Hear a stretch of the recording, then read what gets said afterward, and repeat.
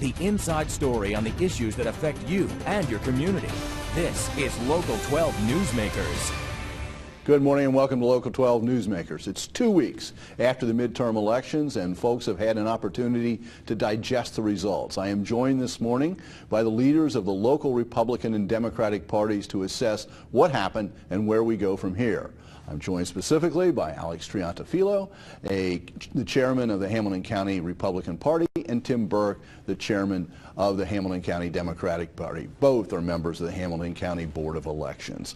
Welcome back. Good morning, Dan. 2 weeks. You've had a chance to get some sleep, I guess. And we're all caught up, I think. Sort of recovered. And I know you've been going around. It's been a road show for the two of you trying to do analysis, and last Friday wasn't good, so you're here today. One of the things that struck me about the results on election night was the spread. And let's just start with, we're starting with Hamilton County. We'll look at the state in the second part of the show.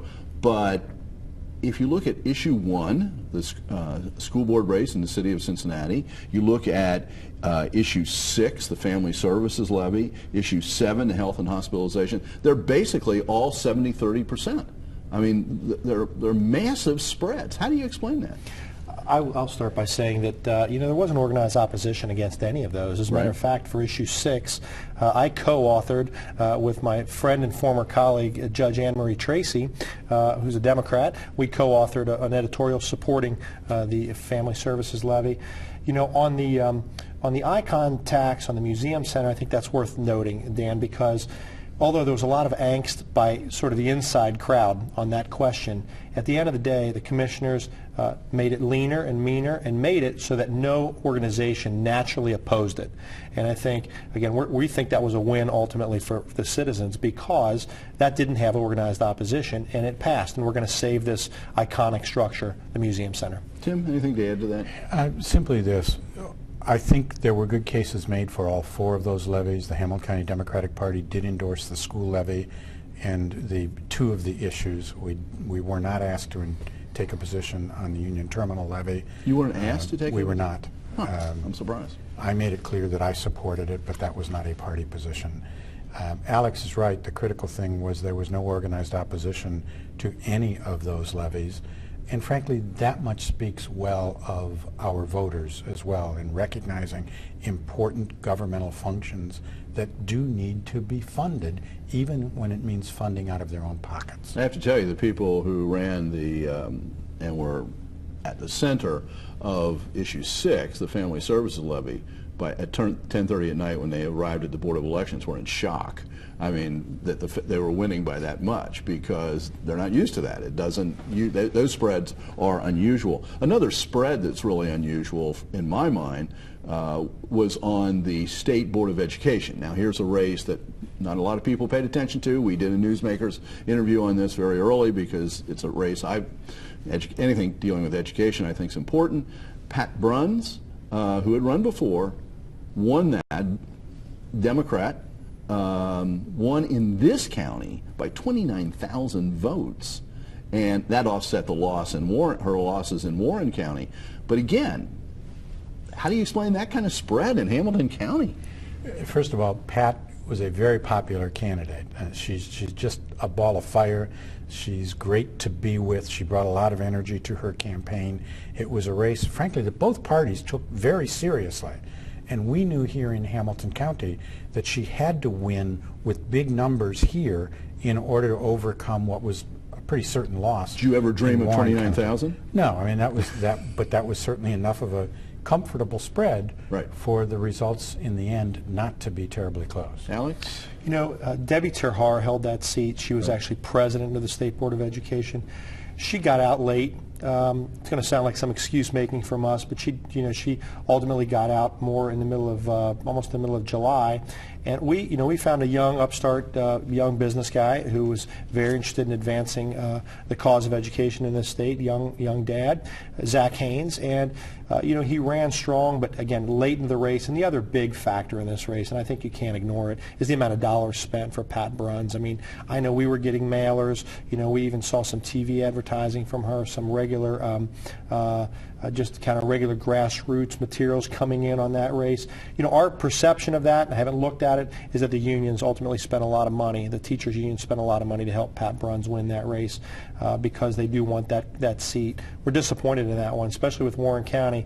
We thought this was going to be a win for us, but you know, we had a great candidate, frankly, just got in late and was outspent. Let's at least be clear, there was money spent on both sides in that race. We got postcards on behalf of Haynes at our Triple D household. So we weren't targeting him properly then if we were sending him to what a waste of postage. Right, maybe that was the problem though. So anyway, let's take a listen. Let's go to another race, and it's the race between Charlie Winburn and Cecil Thomas. Cecil Thomas ended up. Let's listen to Charlie Winburn's analysis on election night of what happened. We've had a great campaign with great volunteers. We were funded well. We had the necessary funding, and it was just it's a district with an index of really 78% Democrat district. That's a tough district. So Cecil comes out. Charlie spent a lot of money. You want to talk about spending money? Charlie spent a lot of money. Cecil spent comparatively very little. So we flipped that side on this. You know, we rarely appear together where we talk about these districts and the way they're drawn. This district, though, is safely drawn for the Democrats. I think our party got the best candidate we could possibly field to potentially win that race. Charlie Winburn outperformed any other Republican by 13 or 14 percentage points of what we would have gotten with anyone else. Certainly that's not a moral victory for us. We would have liked to have won the seat. We thought we had a real chance. But Charlie Winburn runs in the city of Cincinnati without the Republican label behind his name. So when he has to face the voters, and he's right, and the clip you showed, 78% of the voters in that district are Democrat. These districts now have become so safe that, you know, we both know where you can run and be competitive. Charlie took on this challenge and fell short. We're delighted, obviously, with the results. Because of the amount of money that was spent in that district, nobody was entirely sure how that was going to break.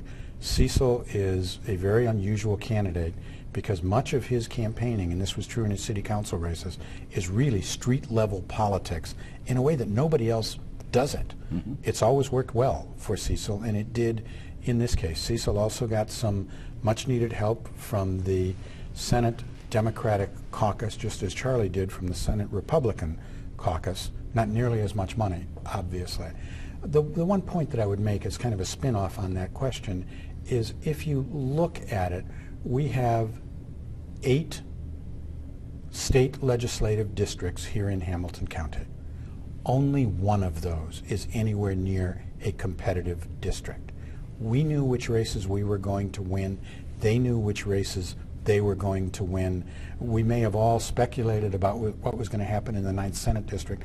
The only race that ended up really being a competitive race was Micah Cameron's Jonathan. And we're Deaver. going to get to that one. But before we leave Charlie Winburn specifically, if Charlie had won, that would have created a tumbling act on City Council, because even though we've gone to 4-year terms, there would have been a replacement, and then there would have been a race next year.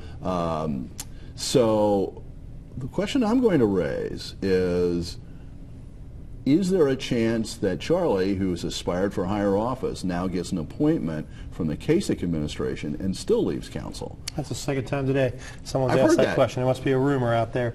You know, Charlie Winburn is an incredible political force, and he's a likable, strong-minded. He's been great on the issues. So I can tell you, I don't know of anything right now, Dan, as I sit here, about Charlie Winburn's future. But I will tell you this: we as Republicans want to see Charlie move, somewhere else, because he's term limited on Cincinnati City Council. So we'll look to help Charlie Winburn continue his career in public service. Who's on the bench if something like that happened? At the moment, I don't even want to speculate about that. I am frankly very relieved that we're not going to have a city council race next year. Mm-hmm. I was upset with a number of people who essentially had announced their candidacies, Democrats, for city council next year, assuming that Cecil was going to lose. which obviously was never the case. So I'm glad to potentially have a year off, and I hope it remains that way. Okay, we'll see what happens. In sort of a flip side, a little bit of an odd thing, I just don't want to spend a lot of time on it, one of the political fallouts of the Union Terminal situation was that we had a write-in candidate, Jim Tarbell. Less than 7%. Are you surprised it was as small as it was? I'm not one bit surprised. Dan, I think on this Union Terminal question, this was really inside baseball. A lot of us who were paying attention, civically involved, civically engaged, were really focused on this issue. But I think the general populace, which, by the way, on this issue is well outside the city limits. We're talking about townships and villages and people well within the viewing area of this program. It just wasn't as big of an issue for them. And the Tarbell candidacy to get support, you know, in the hinterlands of this county, it was never going to happen as a write-in. I really felt that way all along.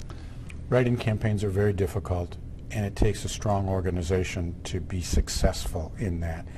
I don't think Jim ever developed that kind of an organization. You may recall, and I'm sure you all do, that a few years ago we had both candidates running for county prosecutor running as write-ins, and in that case there were over 200,000 write-in votes cast, which shows what both candidates can do with a strong organization, even in a write-in campaign. That never developed here. Do you wish you could have gotten Feeney off the ballot back in August? I think I made that clear, absolutely. I wish we could have gotten him off the ballot. Now, whether or not it would have made a difference in Chris Monzell's election, I don't know. I think it certainly would have been closer. There wouldn't have been a write-in candidacy. We would have had a stronger, more well-financed campaign, but for better or worse, Feeney won the Democratic primary, a contested Democratic primary. There was no way to force him off the ballot. He made a decision he was going to stay in, and he did. So he got a future with the party after he made that decision? He got 80,000 votes, and anybody who gets 80,000 votes in this county is somebody you've got to look at. Okay. I want to go to a cluster of things, and that's judges, because it can be some of the most frustrating thing for voters. And on election morning, there was a guest editorial in the Enquirer from a Supreme Court, Ohio Supreme Court judge, encouraging people to go out and take the judicial races seriously. And what I have people telling me over and over again is, I don't even know I can't figure out who these people are. And as a reporter, I have a very difficult time. Now, I was able to get Ralph Winkler and Charlie Lucan on this show. They agreed to come on. That was a very unusual race. We had attack ads and we see the results there. We had attack ads in a judicial race, but that is unusual. How do you, rather than going back over that race, how do you explain Pat Foley winning against Carl Stitch? I mean, really, how do you explain that? Well, you know, the first thing we all know is we see real drop-off on the number of people who vote. I mean, the undervote, which is that percentage of people who don't cast ballots, you know, gets into the 30% range and bigger sometimes. So you've already got low voter turnout, and then you've got even fewer number of those people casting ballots. So the Foley-Stitch race is one that has, I think, shaken up our legal community, to be candid. And I mean, we're both in the legal community. Carl Stitch, well known, frankly. A lot of support across the aisle. I mean, Dwight Tillery, Mayor Tillery, did a commercial for Carl Stitch. I got yelled at by some Democrats for even running a candidate against Carl Stitch. Right. He's well-liked, well-regarded, and really, I'll tell you, our community lost a great judge in that race. Now, again, I don't know Mr. Foley, Judge-elect Foley, but again, this is one of those situations where we think the name game mattered. We're going to continue as a party to push out information on the judges. We did more this year on the judges than we've ever done before. We had a one-pager outlining their positions. We pushed them out on social media. It's still hard to get the word out. Tim, some people speculate that Foley had an Irish name, and that was a really good ballot name. And I remember Tim Burke ran one time. Good Irish name. Didn't work quite so well. Didn't work so well there. But my friend here is the one who was walking around the Board of Elections on election night complaining about good Irish names. Pat Foley is a decent guy. He's got a decent political background. This is going to be a new challenge for him now sitting as a judge. The Republicans have a number of opportunities to reappoint Carl Stitch to any of the number of vacancies that have come up on the bench. We'll see what they do there. I had an interesting conversation with Judge Winkler earlier this morning when he was talking, Ralph Winkler? Yes, when he was talking about the fall off in the judicial races that Alex has alluded to. In that very hotly contested race, the fall off was only 11%. In the Foley race, it was closer to 30%. So you had only 45% of the population voting to begin with, the registered voters voting to begin with, and in that judicial race, you had 30% less than even that. It's a reminder. It's a reminder that votes count. Absolutely. And I might also say that Pat Foley, who I'd never met before, was at my polling place in the morning. I don't know why, but he was there. How he targeted that one. We're going to stay right there. Stay tuned. We'll continue this discussion right after the break. Welcome back. We're into a little post-election analysis with the chairs of the two local parties, Tim Burke on my far left of the Democratic Party and Alex Triantafilou, the chair of the local Republican Party. One more local Hamilton County, and this is more to Tim. You mentioned a candidate, Micah Cameras, very young, right out of college, ran for out in a district that Connie Pillock had won several times, or it's been reconstructed, but it's an important district, it's a competitive district. What do you think his future is? Well, I think he has a very bright future. He's not just out of college, he's out of law school. He is now, he's about to be sworn in as a lawyer, having just passed the bar, which may have taken some sting out of the results on Tuesday. He had passed the bar the prior Friday. Micah is very bright, former student body president at Ohio State University. It takes a good political mind, a good organizer to be able to win a race for student body president at a campus that big. You're talking about an electorate as big as a state house district. He's a rising star. So, we're going to hear from him. So he's got a future. Absolutely. What about Jonathan Deaver? You know, there's been a lot of talk about this race. Our guy won by 11 percentage points, so we think it was a pretty good win for us. Jonathan works extraordinarily hard on the ground. His sign campaign was extraordinary. He tells me he knocked on almost 100,000 doors over the course of this entire campaign. You know, he won a very contested primary, and, you know, there were a few noisy Republicans that didn't fall in for our candidate. That made some people think that, we may not win that thing. We ended up winning it pretty handily, and Jonathan's going to do a really good job. He's a business guy, smart guy. He's a lawyer in his own right. Great family. His wife ran a great ad for him. So I think we're very pleased with that. That was the one race I wanted on this show that I couldn't get it organized, and I just couldn't get them together. So anyway, we turn now to statewide results. Not much here for Tim to cheer about, or the Democrats in general. Let's start with the gubernatorial race. In that race, the proverbial top of the ticket was a disaster. John Kasich ran away with the race 64 to 33%. So let's start with you, Tim. How important was this loss at the top of the ticket, and how much did it really affect people in the so-called down ticket race? I don't think there's any question that it impacted on the down ticket. You look for the top of the ticket to have some coattails, to pull everybody up with you. In this case, it was an anchor on the rest of the ticket. Even if there had not been the multiple disasters that affected the Fitzgerald campaign, when you look at the red tide that swept across the country, you wonder whether or not a good Fitzgerald race without his problems could have defeated Kasich. Certainly the race would have been far closer than it was. And maybe just being competitive would have changed things. When you had other races down ticket, and we had a very good statewide ticket, especially from down here in Hamilton County with David Pepper and Connie Pillock. Connie ended up being the closest of all of our statewide candidates. Had we not had the disaster at the top of the ticket, perhaps she could have prevailed in that race. I want to offer just this about Governor Kasich. You know, in 2011, after his first year in office, suffered a pretty big defeat, Republicans did, with Senate Bill 5. That was the collective bargaining reform, as you know, Dan. You know, Governor Kasich, I think, after that, began a really centrist approach to governing the state. And I know the conventional wisdom right now is that, you know, the Democrats' candidate had a collapse, and we all know that he did. And I also agree that he looked like a strong candidate on paper out of the gate. But I think the margin of victory from Governor Kasich really speaks to his having moved to a more centrist approach. I mean, he wins a quarter of the African-American vote. Not a big number to brag about generally, but it's a big number for Republicans at this moment in history. So I believe that Governor Kasich ultimately ended up governing the state, not thinking so much about party, but thinking more about the future of the state. And I think he was well positioned to win, even if the Democrats had a really strong candidate. And I think what happened with Medicaid, his insistence on that, which hurts him with some Republicans, probably, I think, plays into your analysis of what you're saying right now. We did that. And, if you talk to people in the drug and alcohol treatment communities, big fans of Governor Kasich, he advocated for a bigger severance tax than even Republicans in the legislature were for. So I don't know that I call it centrist necessarily, but certainly he put the state's issues ahead of his party issues, and I think that was going to serve him well regardless.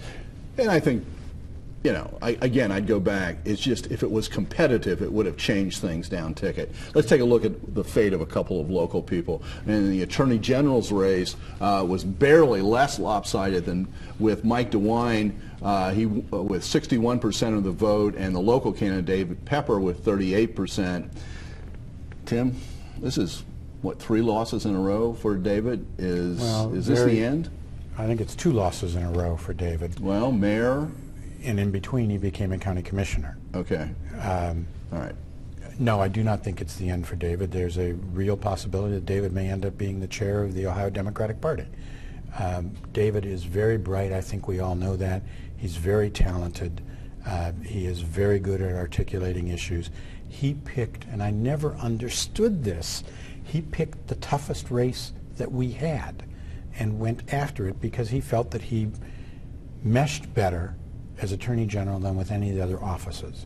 I'm terribly disappointed in David's loss, but I'm also confident it's not the last time we're going to hear from him.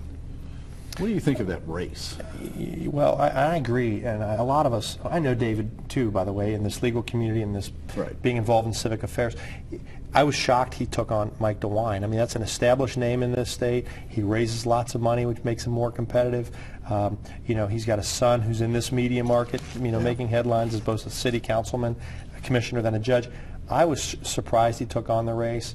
I really, frankly, never gave David Pepper a chance, primarily because we all know him here, but once you leave this media market in this area, he's unknown. Running statewide is tough. Yeah. And I want to, because I'm almost out of time. In the race for state treasurer, a Republican incumbent again rolled to victory over a local candidate, Connie Pillock. What's the future here? You can see that she lost 58, basically 59 to 43. This isn't as the biggest spread as some of the others, and this may indicate something. This is the closest of the statewide races, which is not what you expect. You expect the top of the ticket to get this to be a close race, if not a winning race. That clearly hurt Connie. Connie made a ton of friends across the state. She picked up many newspaper editorial endorsements in her race. She ran an incredibly energetic, very well-financed campaign. I know from having talked with Connie that this is not the last time we're going to see her on a statewide ticket. Well, the idea that people have to run once statewide to even begin to get a name out there, just what you were saying, is difficult to run outside your own market. But Connie Pillock won that district. It was frankly a Republican leaning. So we saw her as a threat early on, especially because Josh Mandel had run for Senate and had kind of gotten pretty battered up in that process a couple of years ago. I think this race, more than any other, shows you what a swing state this really is, right? I mean, 2 years after Barack Obama wins Hamilton County by 29,000 votes, Governor Kasich wins the county by 55,000 votes. It's this state, and I think we both know this, we're going into 2016. This is the quintessential swing state. This is one of those races, I think, that really shows you that. I don't disagree with that at all. 2 years from now, Hamilton County will be the focus of the state of Ohio, and the state of Ohio will be the focus of the presidential campaign. Well, I got to tell you, in the last presidential campaign down at the Board of Elections, there was CNN, there was international news outlets, same thing. The view was, now it turned out, that wasn't really the case. The whole election went differently than people thought. Ohio wasn't, and we weren't waiting for those final votes from Hamilton County, but it really could be there again. So, absolutely. So you think you'll respond? You'll rebound from this loss? No question about that. We've both experienced this pendulum, and it swings pretty wildly these days. No doubt about that. Thank you for being here this morning. Man. Thanks for sharing your ideas, and thank you for making Newsmakers part of your Sunday morning. Join us again next week to meet the men and the women working to craft a better region for our future. Have a good week.